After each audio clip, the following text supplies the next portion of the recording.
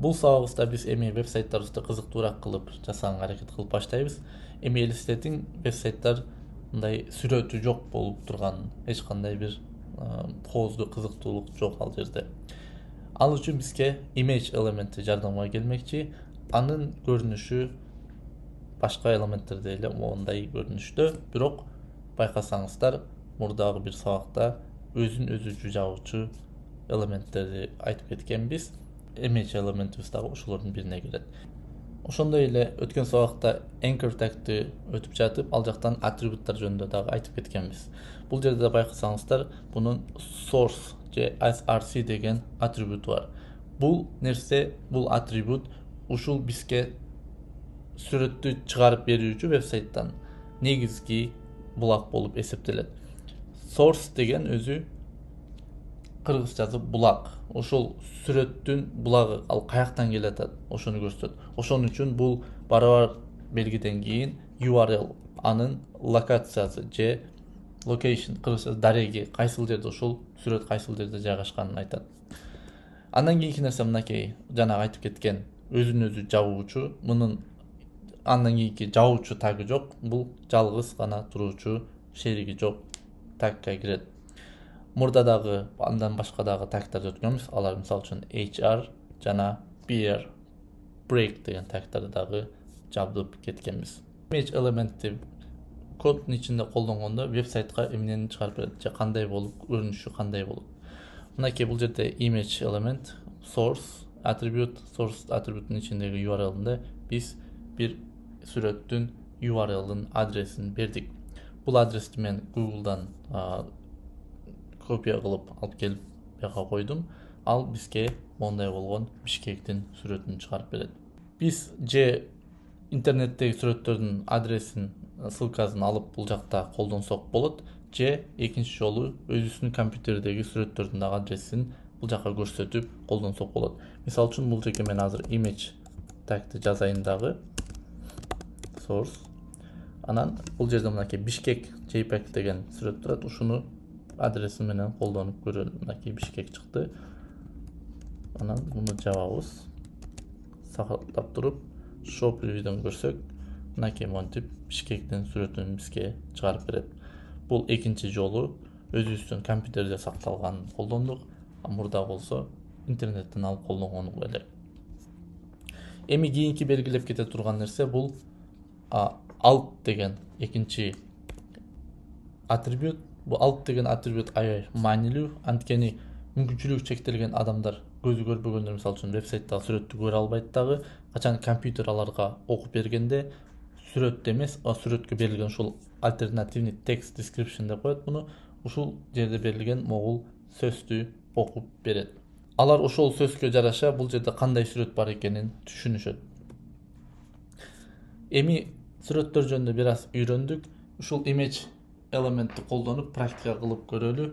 Анан канчалык үйрөнгөнүбүздү ошол жактан көрүп алабыз. Бул жакта мынакей эки imagedин URL-ын бердик. Бул URL-дерди колдонуп биз мондай болгон жыйынтыктарга чыгышыбыз керек.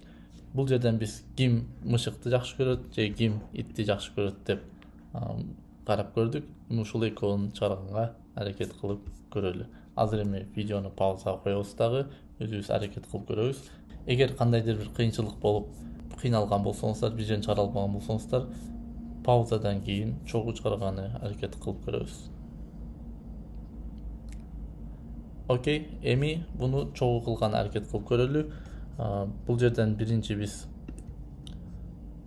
мына мышыктын сүрөтү бар экен. Ушул нерсени жасаганга аракет кылалы. Окей, эң биринчи бизге h1 керек. Анын ичине эмне дейт? Мага мышык жагат деген текст болуш керек эле. Муну сактап алалы да, бул show preview'дан көрүп туралы эмне болуп аткан. Бул жактан эки URL менен кошо h1'ыбыз чыкты.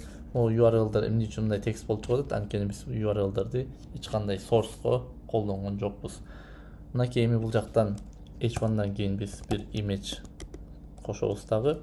бул жерге эми бул мышыктын URL'ын копия кылып туруп source'тун ичине коебуз. Коебуз менен мынтип биздин мышыгыбыздын сүрөтү чыкты. Жана белгилеп кеткендей бул жерде alt тексттин ичине эми эмне жөнүндө экенин беришибиз керек. Анткени компьютер көзү көрбөгөн адамдарга окуп берүүчү негизги маанилүү текст. Бул жерде сүрөттөп беришибиз керек колдон келишинче. Бул колдо отурган мышык деп койсок бир аз түшүнүктүү болсо керек. Бул жерде байкасаңыздар бул текст эч кандай бул жактан экрандан чыкпайт. Болгону компьютер окуганда ушул текстти окуп берет. Эми ушул жерден эле экинчи иттин дагы сүрөтүн чыгарып берели. Сиздер болсо башка файл түзгөнгө аракет кылып көрүңүздөр. Бул жерден мынакей азыр мен кайра h1 жазам. Анын ичине мага it жагат. Мынакей бул жерден чыкты. Өзү правила боюнча бул жерде 2 h1 бир вебсайтта бир страница жазылбайт. Болгону мен баягы мисалды көрсөтүп коюш үчүн эле жазып атам. Так эч качан антип жазбаганга аракет кылыңыздар. Эми бул жерден кайра image жазабыз.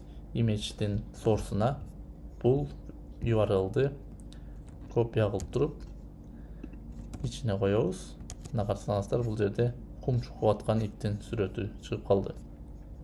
Буга дагы альтернатив текстти бериш керек. Анткени скрин ридерлерге же майыптарга көзү көрбөгөнө окуп бере турган болуш керек. Кум чукуп жаткан ит деп койсок талапка жооп бериш керек. Мынакей биздин эки сүрөт тең бул жактан чыкты. Сүрөттөргө карасак, мынакей бул иттин сүрөтү мындай эле, ошол сүрөт чыкты. Мышыгыбыздын сүрөтү мындай эле, бул дагы чыкты. Ушул менен image элементин аяктадык. Кийинки сабакка чейин аман туруңуздар. Баарыңыздарга ийгилик.